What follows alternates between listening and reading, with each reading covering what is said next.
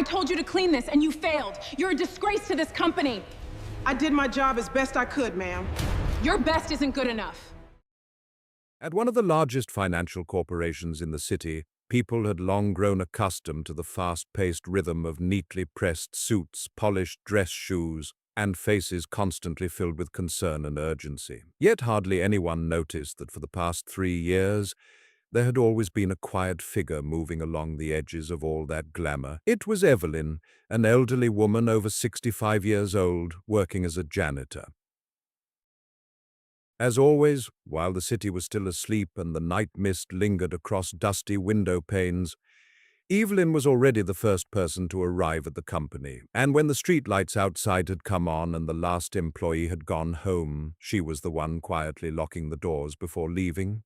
Day after day, she wore the same faded janitor's uniform and a pair of canvas shoes with worn-out heels, quietly picking up every piece of trash and wiping every desk. In a place where people measured a person's worth by titles and money, her existence was painfully overlooked. The young employees who passed by rarely bothered to look at her. At most, they would casually call out, "Hey, cleaning lady, could you wipe this spot for me?"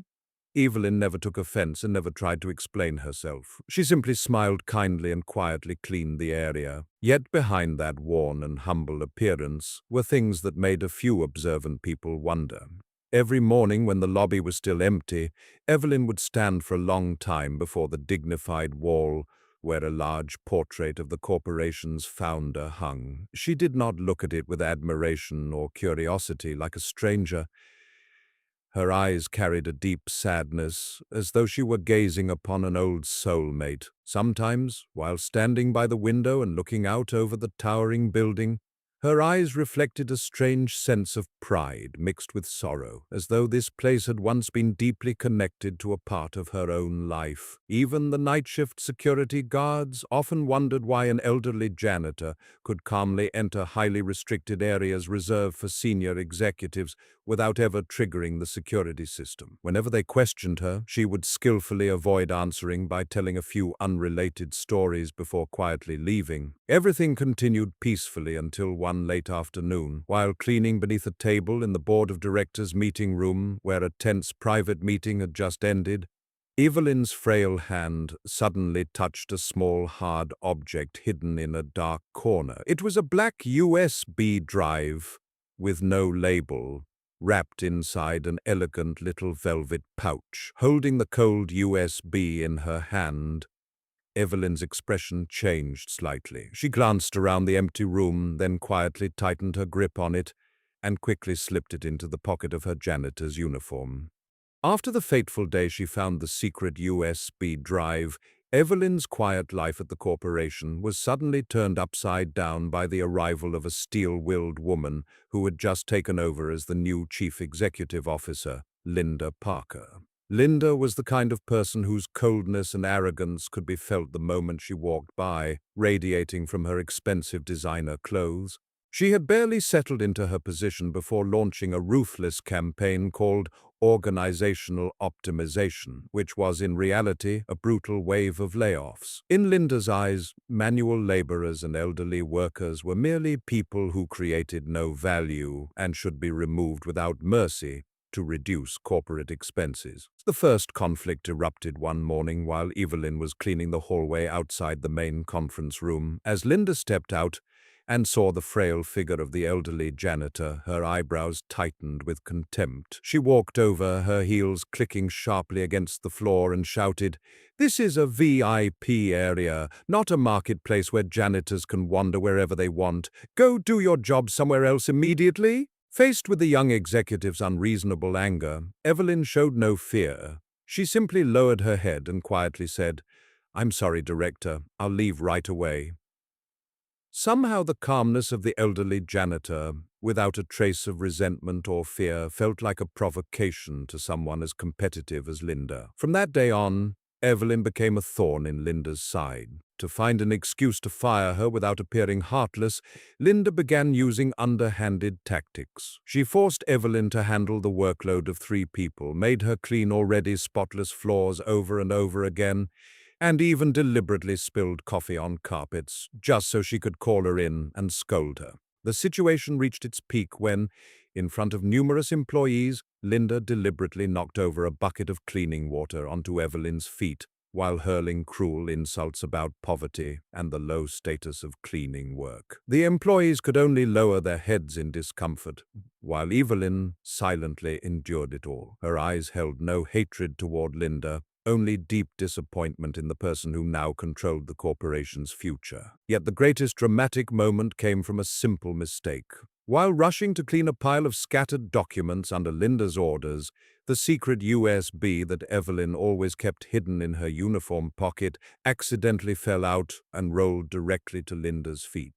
Linda's eyes widened at the sight. She quickly picked it up and immediately recognized it as a storage device used exclusively by the highest level of management. Linda deliberately forced Evelyn to walk down the glass hallway past every department during peak office hours. She wanted to turn her into a public example, a warning to anyone who dared oppose her rule. Hundreds of eyes turned toward Evelyn. Some were filled with contempt, some with curiosity, and others with sympathy from employees who had known her for 3 years. But if Linda had looked carefully, she would have realized that Evelyn was not trembling from fear, but from profound disappointment. In the middle of Linda's harsh insults, Evelyn suddenly stopped. She raised her head high, and her usually gentle eyes flashed with a sharp and strangely authoritative gaze. Looking directly into Linda's eyes, she said firmly, "Miss Parker, are you certain that what you're doing is truly right for this corporation? Don't let temporary arrogance destroy the very chair you're sitting in." The entire hallway fell silent. No one expected an elderly janitor to deliver such a powerful warning. Even Linda stepped back instinctively, her heart suddenly racing with a vague sense of unease. After humiliating Evelyn in the hallway, Linda Parker did not even bother entering her office. She stood where she was and called the human resources manager in a commanding tone. "Start the termination process for that old janitor immediately. I don't want to see her face in this corporation for another day." Faced with the fury of the new chief executive officer, the entire office floor froze. The atmosphere became suffocating. Everyone knew that Evelyn was kind and hardworking and had faithfully worked for 3 years. But under Linda's authority, no one dared speak up in defense of an elderly janitor. Their own jobs were uncertain enough. Even worse, in an effort to gain favor with the new boss, a few opportunistic employees joined in and began inventing malicious stories. Within only a few hours, false rumors spread through employee chat groups. People whispered that Evelyn had only pretended to be poor and hardworking, while secretly spying and stealing company secrets to sell to competitors for millions. The looks of sympathy that people once gave her suddenly turned into judgment and avoidance, as though she carried something contagious. Yet, amid all the cruelty and indifference, there was still one warm light. It was Michael, the corporation's technical team leader. Michael was a kind young man with a keen eye for detail. There had been nights when he worked overtime until exhaustion, and Evelyn had quietly placed a cup of warm water on his desk. On another occasion, when the electrical system failed in a remote section of the building, she showed him a shortcut that was not even marked on the building's maps. Michael understood Evelyn's character well. He could not believe that a woman with such compassionate eyes could ever be a thief. Late that afternoon, while Evelyn quietly packed her personal belongings in a corner of the storage room preparing to leave, Michael sought her out. Seeing her frail and lonely figure beneath the dim lights filled him with sadness. Michael stepped closer and quietly said, "Mrs. Evelyn, I know you're not the person they say you are. Do you need any help? If you've been falsely accused, I'm willing to testify for you." Hearing the young engineer's voice, Evelyn stopped what she was doing. She turned and looked at him. There was no bitterness or despair in her eyes. Instead, she smiled warmly, like a loving grandmother. Evelyn's unusual confidence and calmness left Michael both surprised and uncertain. But Linda Parker had no intention of allowing the matter to end quietly in the Human Resources office. To demonstrate her absolute authority and intimidate the entire workforce, Linda signed an emergency order requiring every department to gather in the corporation's main lobby the next morning. She intended to turn that morning into a public humiliation, openly firing Evelyn and exposing the janitor's alleged crimes before hundreds of employees. At exactly 8 o'clock the next morning, the atmosphere in the corporation's lobby was so tense and suffocating that it was hard to breathe. Hundreds of employees from every department filled the space, whispering and discussing among themselves. On the elevated platform in the center of the lobby, Linda Parker stepped forward with the appearance of a victor. She wore a sharp business suit, her face cold and her eyes filled with triumph. Walking to the microphone, her piercing voice echoed through the sound system, silencing every whisper below. Today, I have gathered everyone here to expose a cancer that has been eating away at the trust and security of our corporation. For the past 3 years, someone has abused the position of a janitor to carry out suspicious activities. As she spoke, Linda pointed directly at Evelyn, who stood alone in the middle of the crowd. Every eye turned toward the 65-year-old woman. Linda began loudly listing the accusations, each word like a deadly knife. This old woman repeatedly entered restricted executive areas without authorization, and yesterday I personally caught her stealing a USB containing the company's highest-level confidential information. Someone like this is not only a rotten apple, but a direct threat to the livelihoods of everyone here. Linda's accusations hit the crowd like a bucket of boiling water. Murmurs quickly spread. Many people looked at Evelyn with contempt, making mocking and cruel remarks. Some younger employees even pulled out their phones and began recording videos and taking pictures as if they were watching a public spectacle. Surrounded by laughter and countless camera lenses, Evelyn's small figure stood alone in the enormous lobby, enduring every humiliation. Determined to crush the old woman's dignity completely, Linda ripped the janitor's ID badge from her neck and threw it onto the floor at her feet. The sound of the plastic badge striking the marble floor echoed sharply. Linda crossed her arms and ordered, "You are officially terminated. Take your belongings and get out of here immediately. This corporation has no place for thieves." Everyone expected the poor old woman to break down in tears or beg for mercy, but she did not shed a single tear. Evelyn quietly bent down, picked up her worn employee badge, brushed off the dust, and carefully placed it into her pocket. Then, before the astonished eyes of Linda and all the employees, she slowly pulled a phone from her pocket. It was not the cheap old phone everyone assumed she carried, but the newest smartphone model. She dialed a number and held it to her ear. When the call was answered, she no longer spoke in the humble voice of a janitor. Instead, her voice became calm, authoritative, and commanding. "All right, I think it's time. Come in." Less than 30 minutes after that phone call, the suffocating atmosphere in the corporate lobby was suddenly shattered by the roar of engines outside. Through the giant glass windows, hundreds of people watched in astonishment as an extraordinary sight unfolded. A convoy of luxurious black Mercedes and Rolls-Royce vehicles drove directly into the company grounds. The arrival of this powerful motorcade caused every security guard on duty to immediately set aside their batons and stand in 2 straight lines, saluting respectfully. Inside the lobby, whispers erupted once again, but this time they were filled with confusion and uncertainty. The employees who had been recording Evelyn quickly lowered their phones. Even Linda Parker, whose face had moments earlier been filled with triumph, suddenly turned pale as a strange sense of unease crept into her heart. The car doors opened. Walking into the lobby were not business partners, but the most powerful people in the corporation. The chief legal officer with his stern expression, the chief auditor who controlled the company's most critical numbers, and the core members of the board of directors. Seeing them arrive, Linda quickly adjusted her jacket and forced a welcoming smile as she stepped forward. Yet the powerful group completely ignored her. They passed by as though she did not exist and headed directly toward a corner of the lobby. The place where they stopped was right in front of Evelyn, the elderly janitor still wearing her faded uniform and holding the employee badge that had been thrown onto the floor. Then a shocking moment unfolded that left everyone frozen in disbelief. The powerful executives and influential business leaders suddenly stood respectfully and bowed 90 degrees before the elderly janitor. Speaking on behalf of the group, the chief legal officer respectfully announced, his voice echoing throughout the lobby, "We apologize for arriving late, Madam Chairwoman. Welcome back to the corporation." The words "Madam Chairwoman" struck the crowd like a bolt of lightning from a clear sky. The entire hall fell silent. The people who had mocked Evelyn moments earlier now stood pale and trembling. Michael stared in complete disbelief, but no one was more shaken than Linda Parker.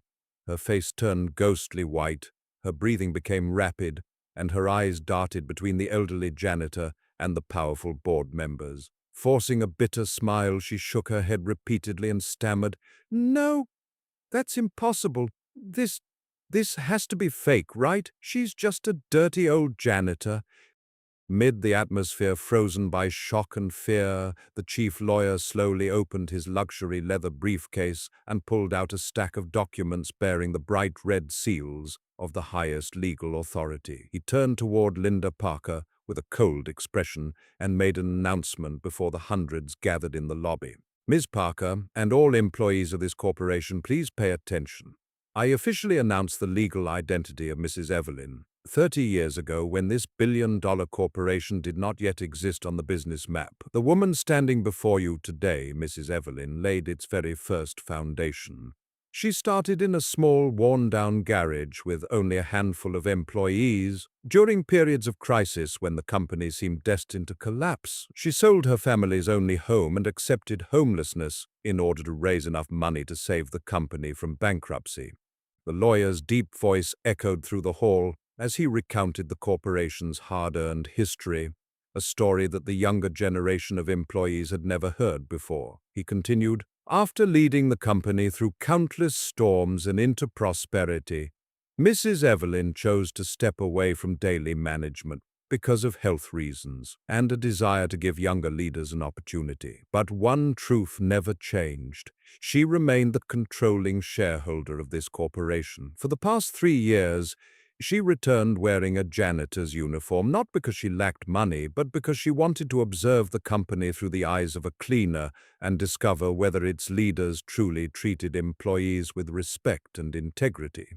Hearing this, every employee instinctively turned toward the grand wall in the lobby where the founder's portrait hung, the same portrait Evelyn had spent countless mornings quietly looking at. They looked at the image of the powerful woman from years ago, then at the 65-year-old janitor standing before them in worn shoes and a faded uniform. It was the same person. This shocking truth made those who had insulted Evelyn moments earlier wish they could disappear from sight in shame and fear. Linda Parker stood alone on the stage, her face drained of color. Her legs trembled beneath her as the power she had proudly wielded collapsed before the woman she had believed to be only a janitor.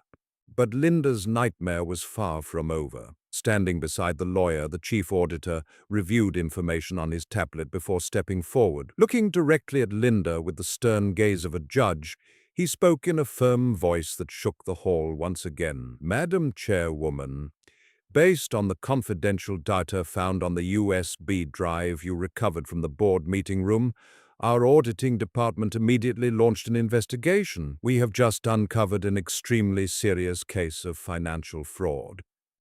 The chief auditor's words struck Linda Parker like a bolt of lightning. It turned out that the secret USB drive Evelyn had accidentally found beneath the conference table was not an ordinary business document, but a Pandora's box, containing all the evidence of Linda's crimes and those of her associates. The chief auditor began reading the information extracted from the USB in a firm voice that echoed throughout the lobby. "This drive contains dozens of fraudulent contracts with shell companies, numerous documents forged with the signatures of former board members, and illegal money transfers to overseas accounts." Upon hearing this, Linda's usual arrogance completely collapsed. Her face turned pale, sweat poured down her forehead, and her lips trembled uncontrollably. From the position of a powerful executive, she suddenly became a frightened and desperate woman. Linda rushed down from the stage and grabbed the microphone, desperately trying to defend herself.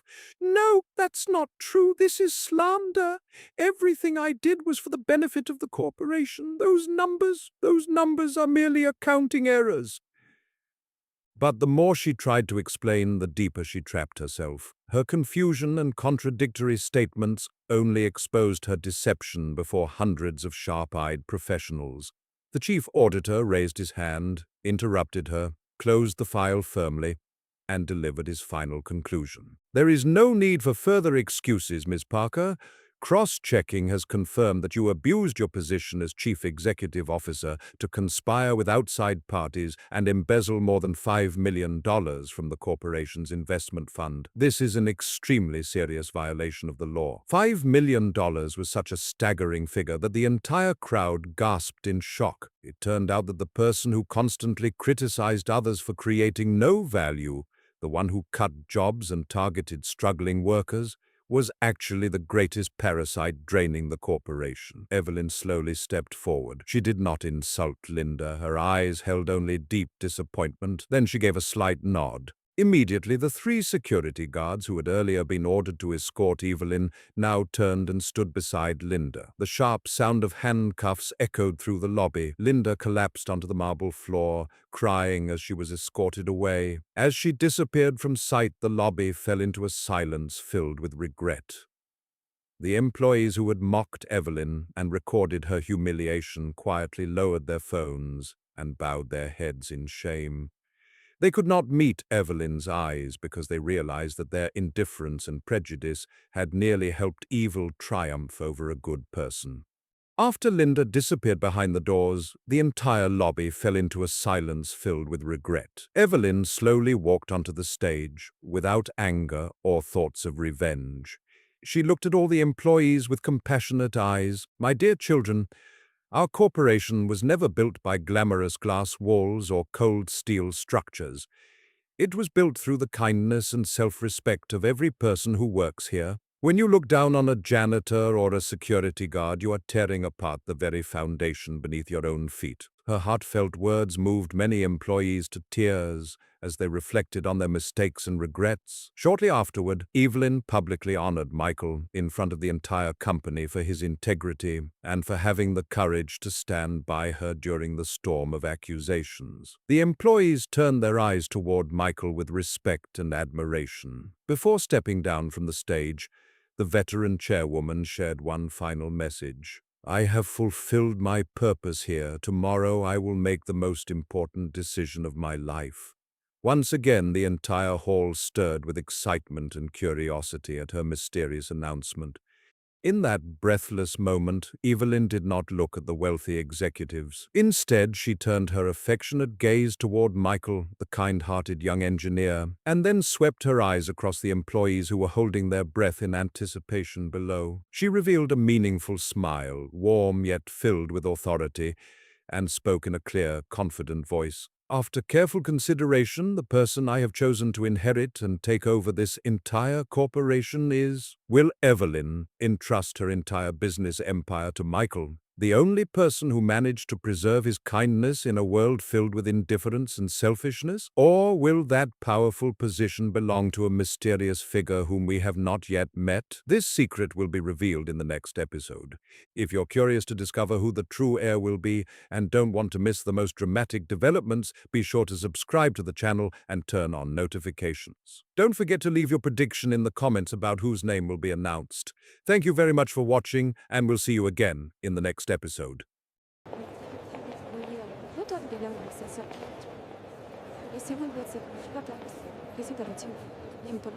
Haha, making only $8,000 a month and dressing like a CEO, Emily? What are you doing here, applying for a job? Actually, I was just hired as your boss, Ryan. Emily Hayes was born into a poor family in a small town in Ohio. Her father died early in a workplace accident, and her mother worked 2 or 3 jobs to support Emily and her sister. From a young age, Emily wore hand-me-down clothes from neighbors, survived on instant noodles, and dreamed of a better future. At the age of 18, she moved to New York alone with only $200 in her pocket, determined to change her destiny. With unwavering determination, Emily worked every job she could find, waiting tables at restaurants, cleaning office buildings, and selling products online while attending night school. After 7 difficult years of hard work and sacrifice, she began building a small company focused on technology and marketing services. Thanks to her sharp business instincts and willingness to take risks, her company grew rapidly and eventually became Hayes Corporation, a respected corporation in the fields of technology and real estate in New York. By the age of 29, Emily had become a successful chairwoman and CEO, although very few people knew about her humble and impoverished beginnings. Despite her remarkable success, Emily still carried a deep sense of loneliness within her. She had never experienced a serious romantic relationship because she had always been too busy focusing on her work and building her career. Ryan Carter was the marketing team leader at Hayes Corporation. He came from an ordinary middle-class family, had an average appearance, and was extremely introverted and insecure. Throughout his 28 years of life, Ryan had never had a girlfriend. Every time he liked a woman, he would tell himself, "I'm not good enough." He always felt ordinary and unremarkable, so he never had the courage to actively pursue anyone. Emily had been paying attention to Ryan for a long time. He was hardworking, full of creative ideas, but he always stayed in the background and rarely spoke during meetings. She decided to approach him in a very unusual way. She pretended to transfer herself into an ordinary office position within her own company, working for a low salary, wearing inexpensive clothes, and speaking gently with a Midwestern accent. No one in the company knew that she was actually the chairwoman of Hayes Corporation. One rainy evening in New York, Emily deliberately stood under the company's entrance canopy without bringing an umbrella. Ryan hurried over and awkwardly offered his umbrella to her. "Hey, you're Emily from the admin department, right? It's raining heavily. Do you want to share a cab?" Emily smiled shyly and nodded. During the taxi ride, she told him about her difficult life. A young woman from a small town whose father had died early, whose mother was old and frail, and whose low salary had to be sent home to support her family. Ryan listened carefully to every word. For the first time in his life, he felt that a woman was genuinely interested in him and truly liked him. From that moment on, they began seeing each other regularly. Ryan slowly started opening up. He told Emily that no one had ever truly loved him, that he had always been insecure about himself, and that he was terrified of rejection. Emily listened carefully, comforted him, and found herself falling deeper in love with him every day.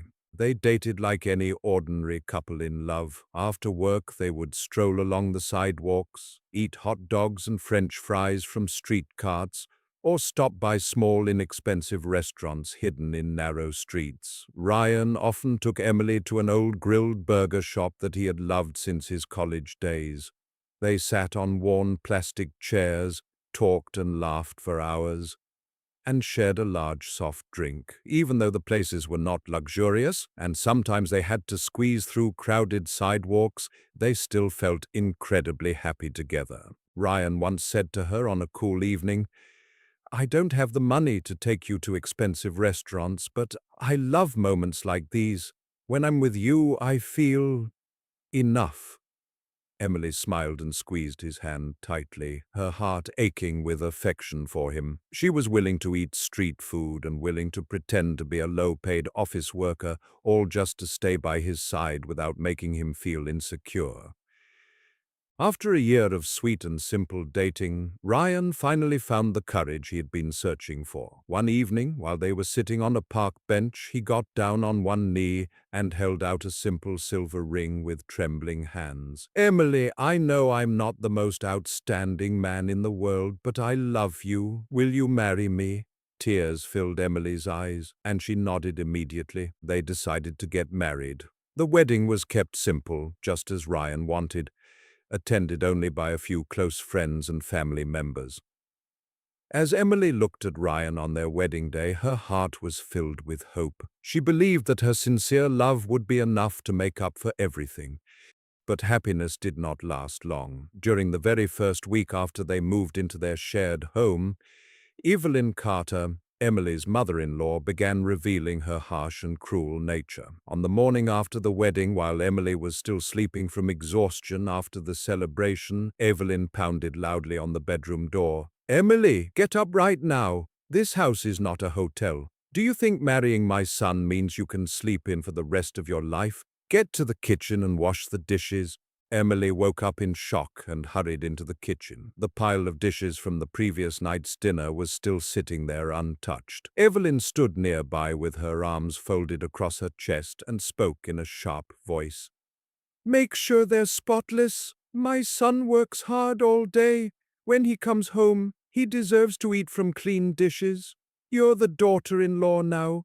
This is your responsibility. Don't think that just because you have a husband you can be lazy." Emily remained silent and did as she was told. Evelyn continued standing behind her, criticizing her non-stop. "Look at the way you're washing those dishes. You're so clumsy. Girls from small towns really are different. Olivia, the girl I introduced to Ryan before, washed dishes better than a dishwasher. If you don't learn quickly, don't expect to stay in this house for very long."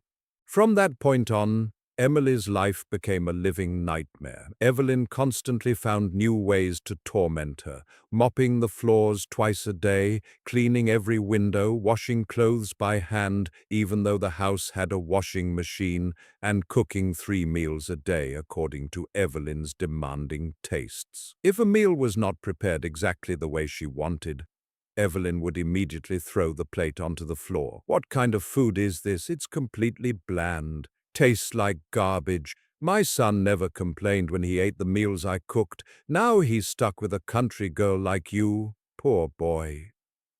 When Emily became pregnant with Noah, things only grew worse. Evelyn not only refused to help her, but also forced her to continue doing heavy work. Being pregnant doesn't mean you're bedridden. When I was pregnant with Ryan, I worked all day long. Stop acting weak. If the groceries are too heavy, call a taxi. Don't bother my son. One day, Emily's back pain became so severe that she lay down on the sofa to rest for a few minutes. The moment Evelyn saw her, she shouted angrily, "Get up right now! There's no place in this house for a lazy daughter-in-law. You're pregnant and already asking for rest? The child will probably grow up spoiled just like his mother. I told Ryan not to marry you, but he was blinded by your young face. Now live with the consequences." After Noah was born, Evelyn became even more unpleasant. She looked at her grandson and criticized him right in front of Emily. "The boy looks just as country as his mother. He doesn't look like Ryan at all.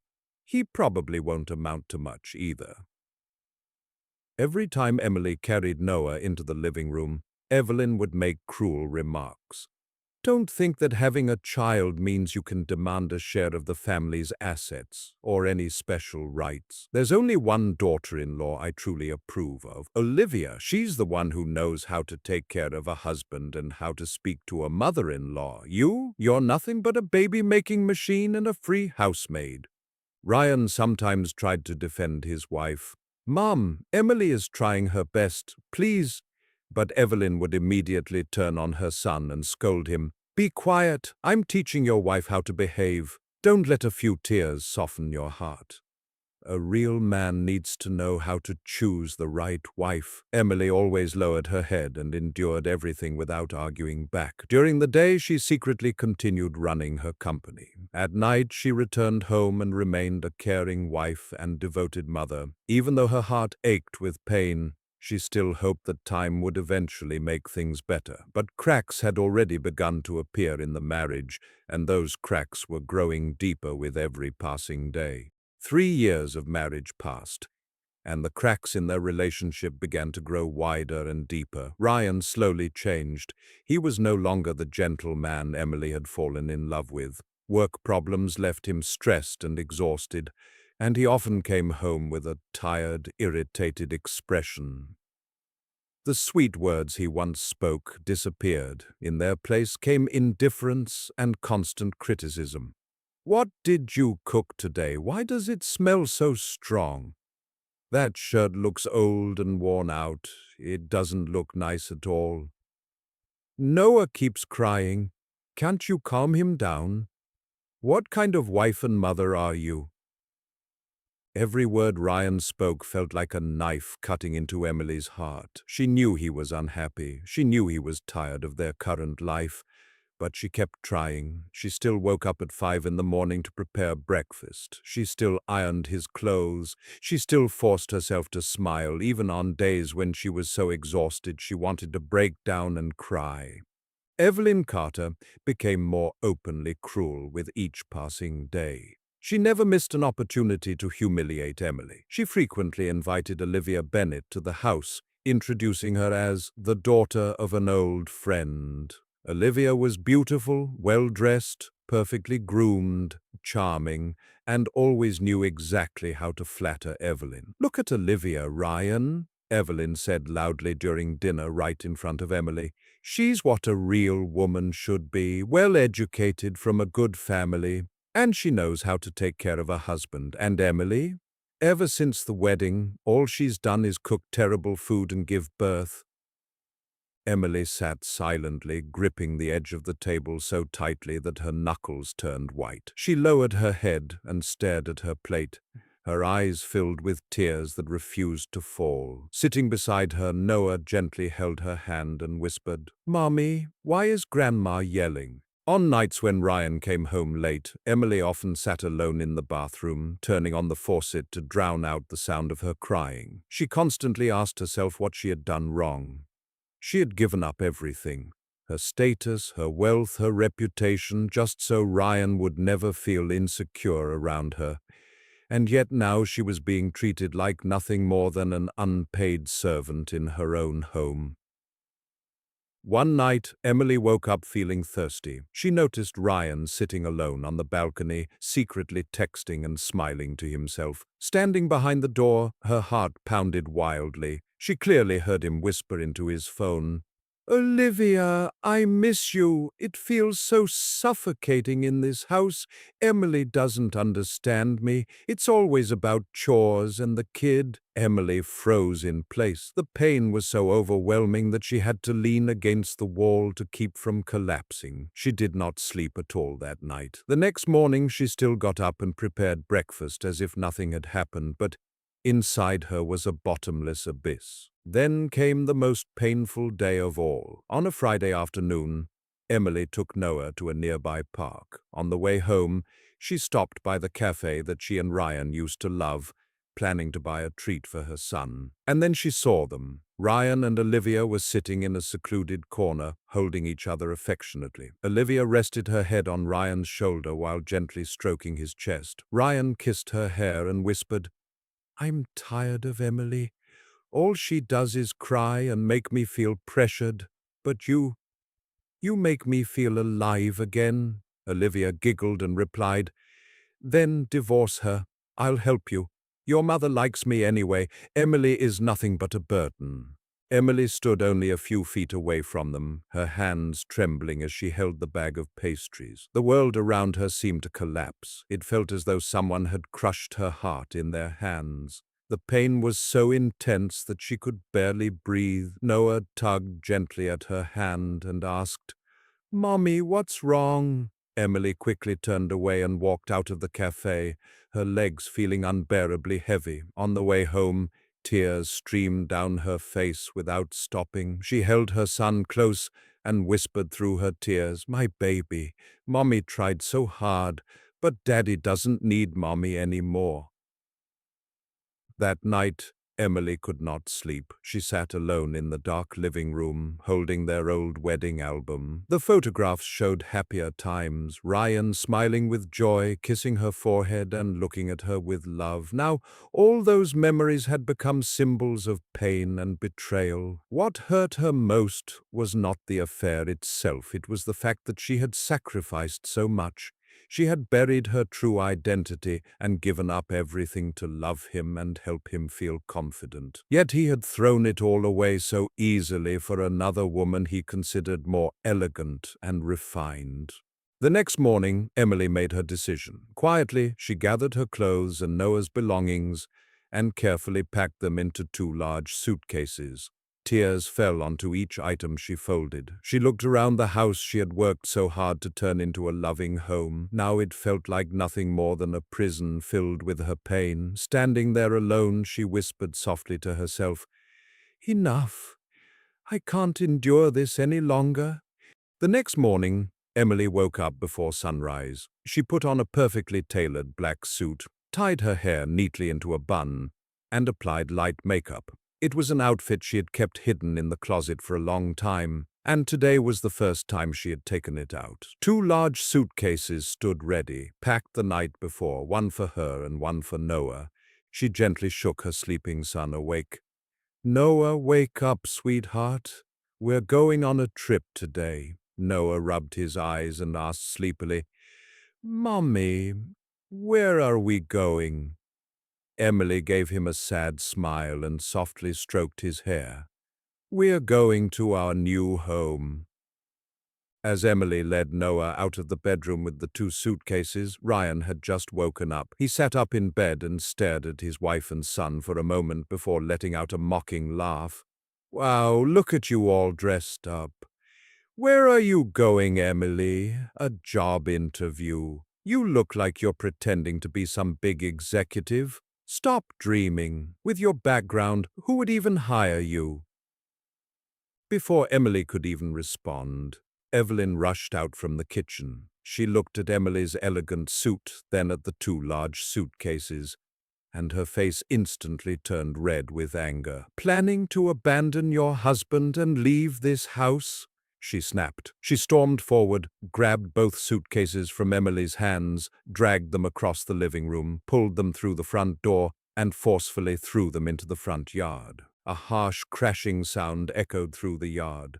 Clothes and personal belongings spilled across the ground. Breathing heavily, Evelyn pointed at Emily and Noah and deliberately raised her voice so the neighbors could hear every word. "Everyone take a good look.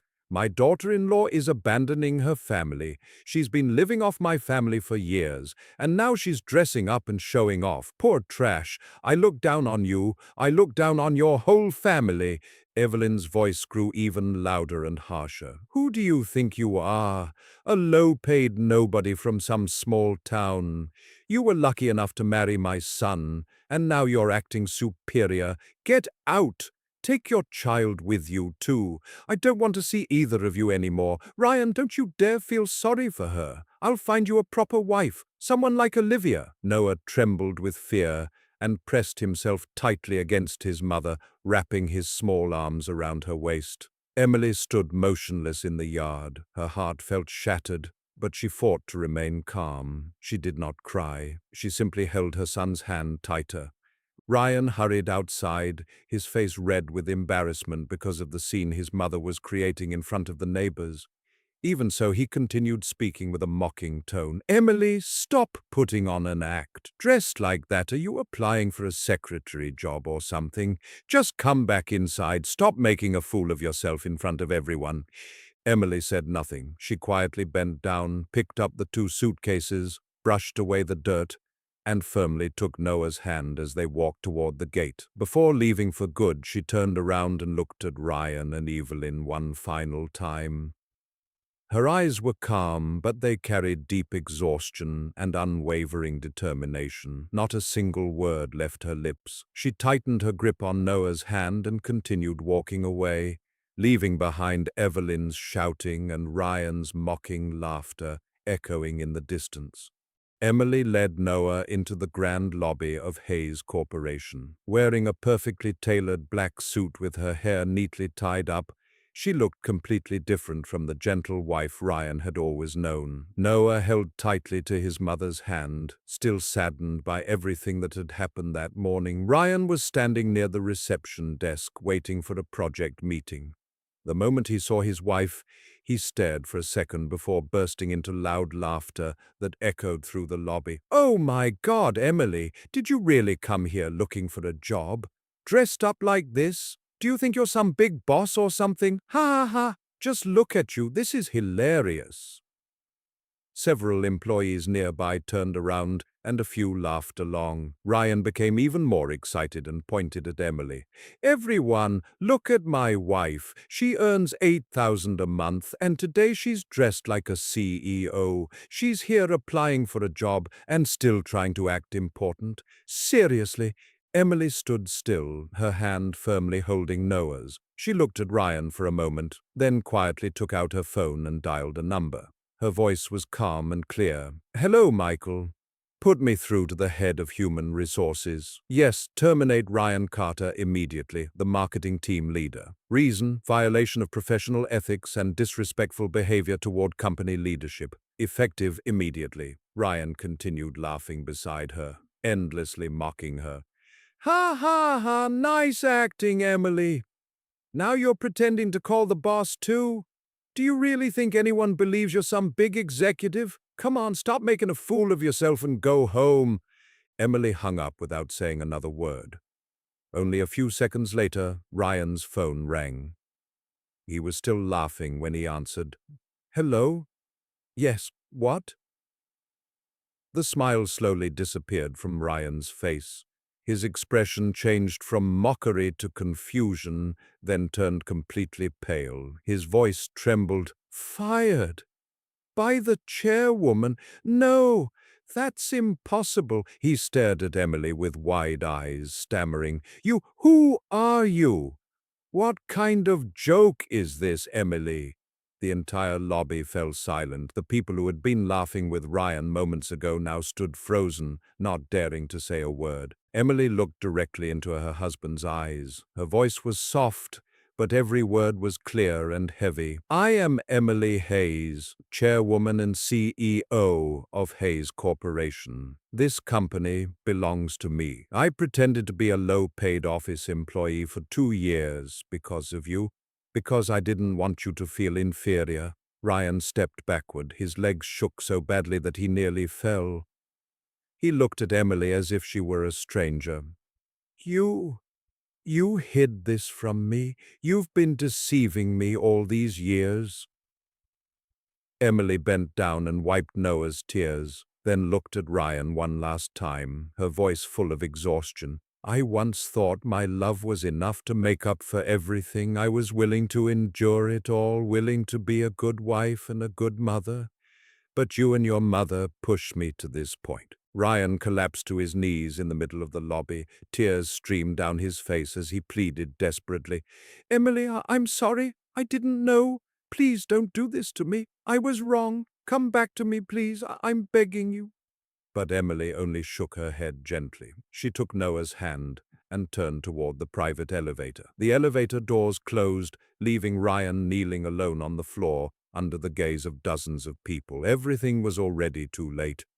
In the days that followed, Ryan's life changed completely. He was suddenly fired from a major project, making it extremely difficult to find a new company willing to hire him. Most employers checked his background and rejected him as soon as they learned he'd been dismissed for violating professional ethics. Ryan sent applications everywhere but received nothing except rejection or silence. The family's savings quickly ran out. During the first few months, he tried to survive by taking small freelance jobs, but the income was barely enough. He gradually became used to sitting at home, staring at the ceiling, and getting lost in endless thoughts. At first, Evelyn still defended her son. She insisted that Ryan had been deceived by that country girl of a daughter-in-law. But once the money was gone and expenses had to be cut, her attitude began to change.